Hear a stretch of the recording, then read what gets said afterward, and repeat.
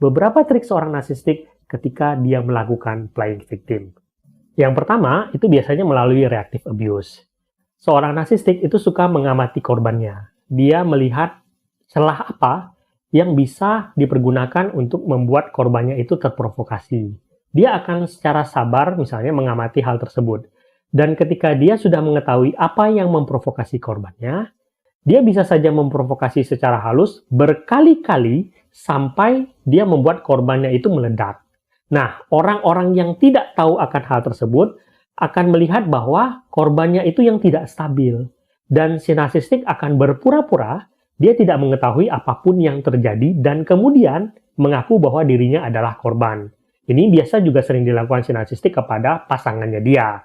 Jadi banyak pasangan si narsistik itu yang diprovokasi secara halus, bahkan mungkin mereka nggak menyadari hal tersebut. Dan ketika mereka meledak, si narsistik akan bersikap seolah-olah pasangannya lah yang bermasalah. Itu nomor satu. Yang kedua, menggunakan alasan mental health. Ya, teman-teman, ini juga salah satu hal yang paling sering dipakai oleh seorang narsistik ketika dia melakukan abuse. Dia akan mengatakan bahwa dia sedang dalam keadaan depresi, dia sedang berada dalam keadaan tertekan, sehingga dia melakukan tindakan abusive kepada kalian. Dia akan menggunakan alasan mental health dia sebagai pembenaran atau sebagai alasan untuk melarikan diri dari perbuatannya tersebut. Dia mengatakan bahwa, oh aku melakukan hal tersebut karena aku punya masalah dengan mental health-nya aku.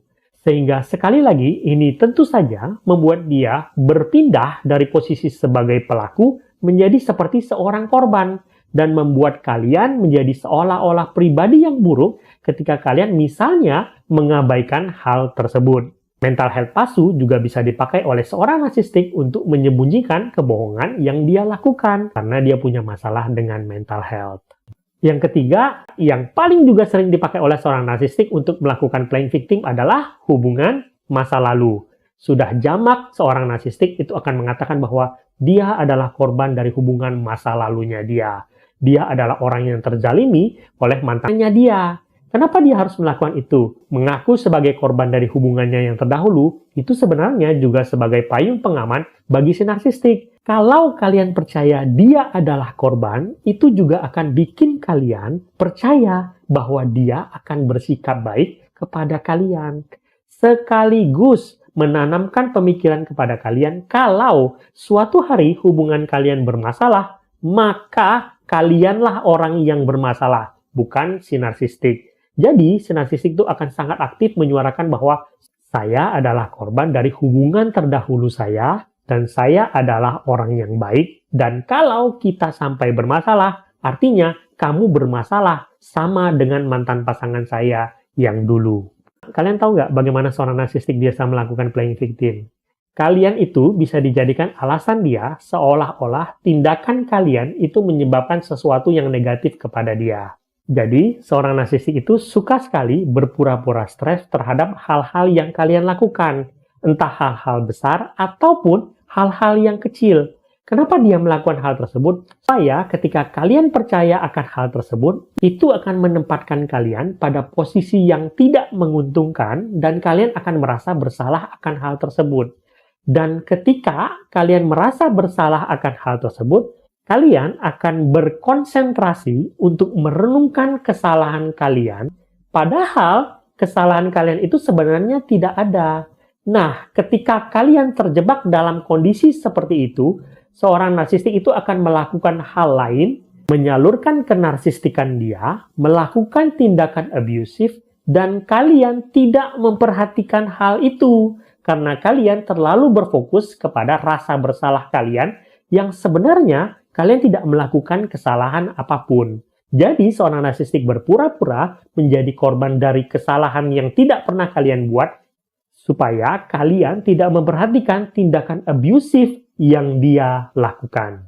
Seorang narsistik melakukan playing victim itu adalah membengkokkan realita. Kalau ini kita udah tahu lah ya, seorang narsistik itu sangat pintar berbohong, dia sangat pintar untuk memanipulasi data. Jadi ketika dia menceritakan sebuah hal kembali ke orang-orang, dia bisa mengkondisikan kondisi di mana dia adalah seorang korban. Membengkokkan realita itu bisa melalui dua hal. Satu, menghilangkan bagian-bagian tertentu sehingga kisahnya itu seolah-olah berpihak kepada dia. Atau sebaliknya, melebihkan bagian-bagian tertentu sehingga juga bisa memberikan keuntungan kepada dia. Seorang narsistik bisa melakukan salah satu atau mengkombinasikan dua-duanya untuk keuntungannya dia. Dia bisa melakukan hal tersebut karena dia sudah berlatih dan terus menyempurnakan keahlian dia. Seorang narsistik bisa melakukan playing victim dengan melakukan triangulasi. Simpelnya adalah triangulasi adalah mengadu domba dua orang di luar sana dengan menempatkan diri dia di tengah. Kepada A, dia akan mengatakan bahwa dia adalah korban dari si B. Kepada B, dia akan mengatakan bahwa dia adalah korban dari si A. Sehingga ketika dia bermasalah, dia punya dua orang yang siap membackup dia setiap saat. Dan satu lagi, triangulasi itu memberikan kepuasan bagi seorang narsistik karena dia merasa berkuasa akan orang-orang tersebut.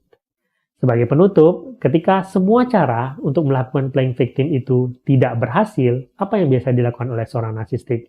Ya, mereka akan menggunakan cara-cara klasik, seperti menggunakan air mata. Dan mereka juga sudah mempelajari bagaimana cara paling efektif untuk melakukan tangisan ini untuk membuat orang-orang percaya bahwa mereka benar-benar menyesali perbuatannya mereka.